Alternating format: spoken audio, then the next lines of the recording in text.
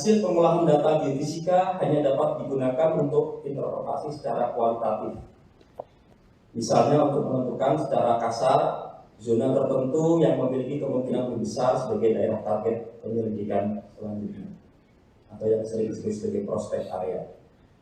Untuk keperluan interpretasi secara lebih kuantitatif perlu dilakukan pemodelan, yaitu dengan membuat model yang merepresentasikan distribusi spasial sifat fisik sebuah permukaan, misalnya rapat massa, sifat kemagnetan, kecepatan rambat gelombang elastik atau gelombang seismik, resistivitas, dan sebagainya. Dengan memanfaatkan prinsip-prinsip fisika yang relevan, kita dapat mensimulasikan atau menghitung data dalam tanda kutip sebagai respons dari model tersebut, yang biasa disebut sebagai proses pemodelan ke depan atau forward modeling.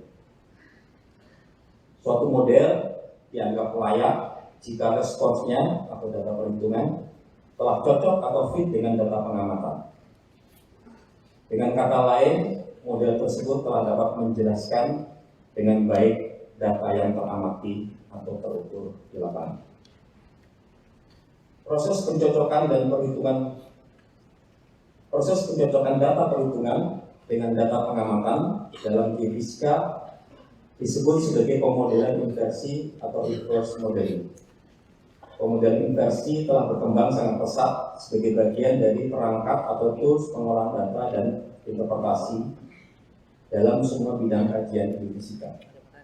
Bahkan ada yang mengatakan bahwa geophysical problems are inverse problems, karena kita ingin memperoleh langsung model dari data.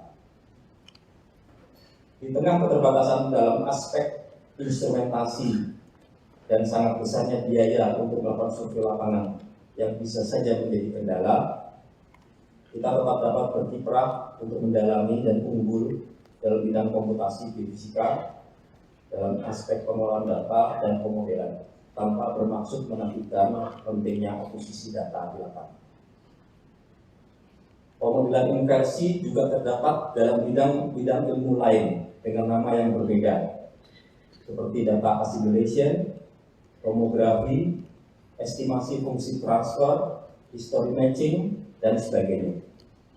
Pemodelan inversi pada dasarnya adalah optimasi untuk mencari minimum suatu fungsi yang disebut sebagai fungsi diskrit atau sering juga disebut sebagai cost function, fungsi objektif, dan lain-lain. Salah satu contoh aplikasi pemodelan inversi di bidang lain yang cukup dikenal adalah traveling salesman problem. Bidang ilmu atau bidang kajian yang memanfaatkan pemodelan inversi atau optimasi antara lain optik, akustik, radar, telekomunikasi, pengolahan sinyal, pencitraan atau imaging, penginderaan jauh, machine learning, natural language processing, dan masih banyak lagi. Bisa juga dikatakan bahwa kecerdasan buatan atau artificial intelligence bersama dengan robotik yang penerapannya saat ini dan ke depan akan sangat meluas. Salah satu komponennya adalah pemodelan inversi atau optimasi. Hadirin yang saya hormati, dengan pengantar singkat mengenai geofisika sebagaimana saya sampaikan sebelumnya, aplikasi geofisika tentu saja cukup luas, terutama untuk pemahaman fenomena alam kebumian secara umum, eksplorasi sumber daya alam seperti minyak dan gas, mineral, geotermal, air tanah, studi keteknikan dan lingkungan, serta mitigasi bencana alam kebumian, khususnya gempa bumi, erupsi gunung api, tanah longsor, dan bahkan arkeologi.